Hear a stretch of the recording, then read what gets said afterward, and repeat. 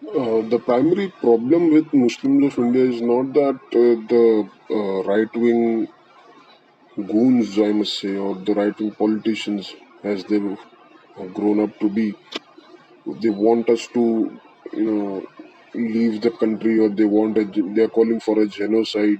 That's not a problem because they've been doing this for almost 30 years, almost 40 years, or maybe even covertly since the independence. But the problem lies when the Muslims of India they start being apologetic. They start stating that whatever this is happening, this is not because of our identity. This is just mere politics, and this is these people don't represent the Hindus. The Hindus are our brothers. The Ganga Jamni Tehzeeb, and apologetic stuff like that. But what we don't realize is that the moment we start being apologetic, we are portraying that we have become vulnerable.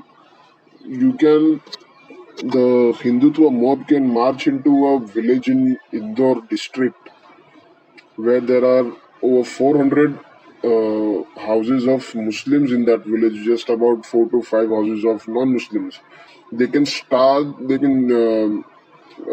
into that village and create chaos. They can kill people, they can kill animals, they can throw acid on people, they can torch the houses of the people of that village, and still they can get out of it unhurt, unchecked by the law. And yet the apologists of this country, they keep on convincing the Hindus that no, we are not that what we have been to, the way we've been portrayed. We are not that what the Hindutva goons are saying. We are not. Jihad does not means to kill people and stuff. Why do we have to explain each and everything when, ironically, we are the one who are being killed since 1991, since the demolition of the Babri Masjid, the illegal and illicit demolition of the Babri Masjid. We are the ones who have been murdered.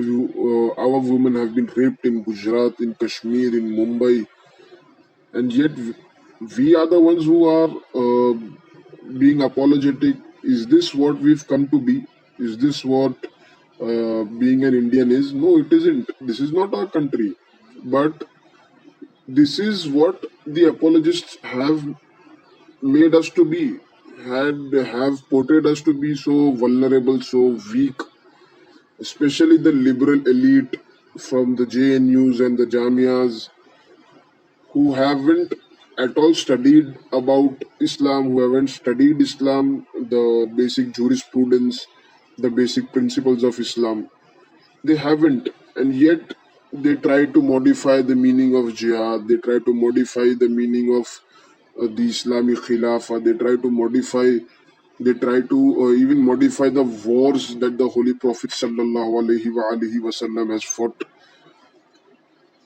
What the world shows us from the advent of the 20th century, or even before that, but let's take the 20th century in the account right now, is that the people who have dominated through brute force and brute power are the ones who rule the world, are the ones who succeed, are the one whose community is educated, and they are the ones who are always gonna win.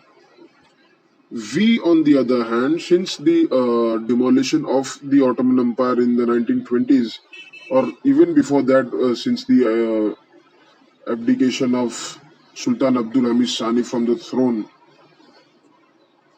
we have been pushed into an identity crisis where our own people, where our own apologetic people have been forced to believe that we are a backward community, we are an orthodox community, we have, we, it's as if we are from the dark ages, Well, in fact, it's the Europeans who are from the Dark Ages, not the Arabs or not the Muslims of the world.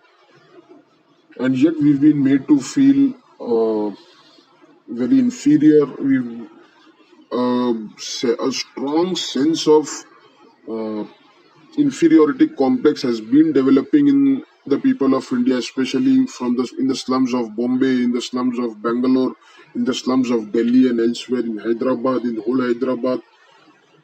And yet the liberal elite, they continue to create an apologetic uh, image of the Muslims, as if whatever the Mughals did was our fault, or whatever the Tughlaqs did was our fault.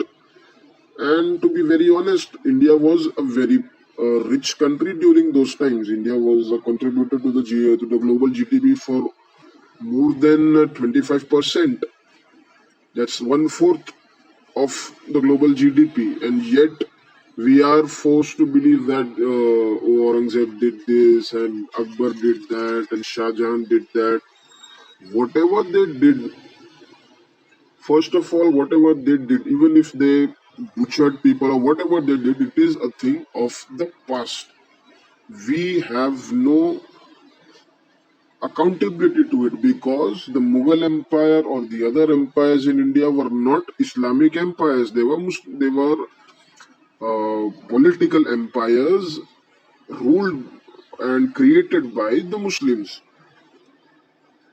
Yet we don't understand these basic stuff, and we continuously try to convince the far right, and we try to convince the far left, and we are the ones whose religious laws are being amended even without studying those laws carefully.